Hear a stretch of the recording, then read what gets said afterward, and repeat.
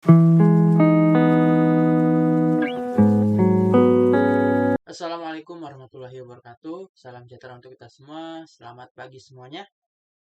Kami dari kelompok 7 ingin mempresentasikan hasil diskusi kami pada mata kuliah sastra bandingan.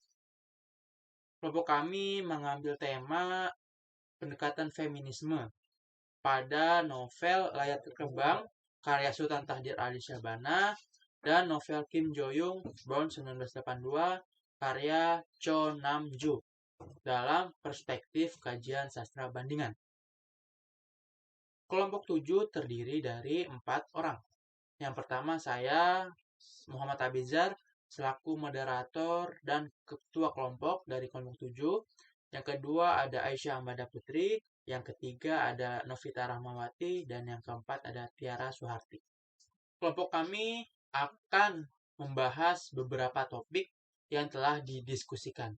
Yang pertama tentang abstrak, yang kedua topiknya tentang metode pendekatan feminisme, yang ketiga tentang penelitian deskriptif, yang keempat tentang sinopsis novel Layar Terkembang, yang kelima tentang sinopsis novel Kim Jo-young, yang keenam tentang persamaan dan perbedaan dari kedua novel tersebut, dan yang terakhir ada kesimpulan. Baik, sekarang kita akan membahas abstrak pada makalah tersebut. Karya sastra merupakan cerminan dalam kehidupan manusia sehari-hari yang terbentuk dari hasil imajinasi kreatif oleh pengarang. Karya sastra tidak hanya sekedar cerita fiksi belaka, tapi merupakan potret kehidupan manusia yang nyata, di mana karya sastra tersebut dapat dikaitkan dengan fenomena-fenomena di luar karya sastra yang disajikan untuk menghibur, tetapi juga memiliki nilai dan norma kepada khalayak agar dapat diambil pesan atau amanat yang positif. Sastra bandingan merupakan cabang ilmu sastra yang mengkaji karya sastra dalam berbagai bentuk, fungsi, dan makna. Artikel ini mencoba meninjau dari aspek feminisme dua karya sastra yang dibandingkan, yakni novel yang berjudul Layar Terkembang, karya Sultan Tahdir Ali Syahbana, dengan novel yang berjudul Kim Jo-young Born 1982 karya Cho Nam-joo. Metode yang digunakan dalam penelitian ini adalah metode kualitatif dengan metode deskriptif. Penelitian ini memaparkan dan mendeskripsikan mengenai feminisme yang terdapat di dalam sebuah novel tersebut. Hasil penelitian ini berupa ujaran narasi atau ujaran-ujaran tokoh utama yang berkenaan dengan feminisme pada kedua novel tersebut, yang kemudian dideskripsikan dengan interpretasi.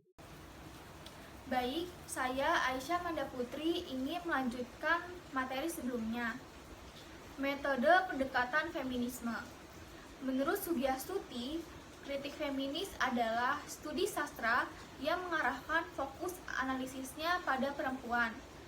Kritik sastra feminis bukan berarti mengkritik perempuan, juga bukan mengkritik tentang pengarang perempuan. Secara etimologis, feminis berasal dari kata feme, berarti perempuan yang bertujuan untuk memperjuangkan hak-hak kaum perempuan sebagai kelas sosial. Karena yang diketahui bahwa sastra antara laki-laki dengan perempuan sering dipertentangkan sebagai makhluk yang dipakai sebagai bahan perdebatan. Banyak sekali perempuan tidak mendapatkan keadilan, khususnya ketidakadilan gender yang seringkali merugikan kaum perempuan. Maka dari itu, perlu adanya gerakan feminisme agar tidak memandang rendah perempuan. Feminisme dalam karya sastra berhubungan dengan masalah kebebasan dan keterpaksaan tokoh wanita dalam sebuah karya sastra di bidang ekonomi dan pendidikan. Assalamualaikum warahmatullahi wabarakatuh. Sebelumnya perkenalkan diri terlebih dahulu. Nama saya Tiara Suharti dengan nomor MPM 202021500222. Di sini saya akan melanjutkan presentasi dari slide sebelumnya. Pada pembahasan kali ini mengenai penelitian yang kami gunakan adalah penelitian deskriptif.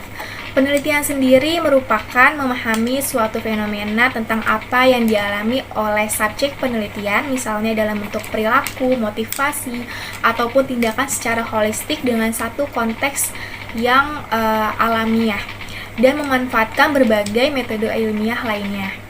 Pada penelitian kali ini, kami menggunakan metode deskriptif, di mana datanya disajikan secara terurai dalam bentuk kata-kata ataupun gambar, bukan dalam bentuk angka-angka. Pada slide selanjutnya mengenai sinopsis dari dua kajian novel yang kami bahas. Yang pertama adalah novel Layar Terkembang, merupakan sebuah novel yang memperkenalkan masalah wanita Indonesia yang mulai merangkak pada pemikiran modern. Diceritakan, kaum wanita mulai bangkit untuk memperjuangkan hak-haknya sebagai wanita yang berwawasan luas dan bercita-cita mandiri. Selanjutnya mengenai novel Kim Ji-young. Novel ini menceritakan atau mengangkat isu tentang sistem patriarki dan kesetaraan gender di Korea Selatan. Novel ini akhirnya diangkat sebagai sebuah film dengan judul serupa. Novel yang menceritakan tentang nasib perempuan-perempuan di Korea Selatan yang masih terbelenggu dengan sistem patriarkat dan kesenjangan gender di dalam kehidupan sehari-harinya. Adapun contohnya, laki-laki di Korea Selatan yang melakukan pekerjaan rumah rata-rata 40 menit per hari atau setengah dari apa yang dilakukan para perempuan. Persamaan dan perbedaan. Nah, persamaan dalam kedua novel tersebut terletak pada tokoh utama, yaitu tokoh perempuan di kedua novel tersebut, dan membahas tentang perjuangan perempuan seperti bentuk perjuangan perempuan di bidang ekonomi, beraspirasi, dan berumah tangga. Sementara perbedaan di dalam kedua novel tersebut dengan bentuk perjuangan perempuan yang dipengaruhi latar belakang budaya pengarang yang berbeda. Assalamualaikum warahmatullahi wabarakatuh. Perkenalkan, nama saya Novita Rahmawati Putri dengan NPM 202021500205. Pada kesempatan kali ini, saya akan melanjutkan presentasi dari slide berikutnya, yaitu tentang kesimpulan. Penelitian ini membahas tentang perjuangan perempuan dalam novel Layar Terkembang karya Sutan Takdir Alis Jabana dan Kim Ji-young Born 1982 karya Cho Nam-ju. Kedua novel ini dikaji dengan teori feminisme liberal dari Naomi Wolf yang berpendapat bahwa perempuan harus berani berpendapat dan membuat perubahan, serta harus memiliki uang dan menggunakannya. Kedudukan dan peran harus diteliti untuk mengupas gerakan feminisme itu sendiri. Hal tersebutlah yang membuat rumusan masalah pada penelitian ini membahas tentang kedudukan dan peran perempuan. Sekian dari presentasi kelompok kami, kurang lebihnya mohon maaf. Wassalamualaikum warahmatullahi wabarakatuh.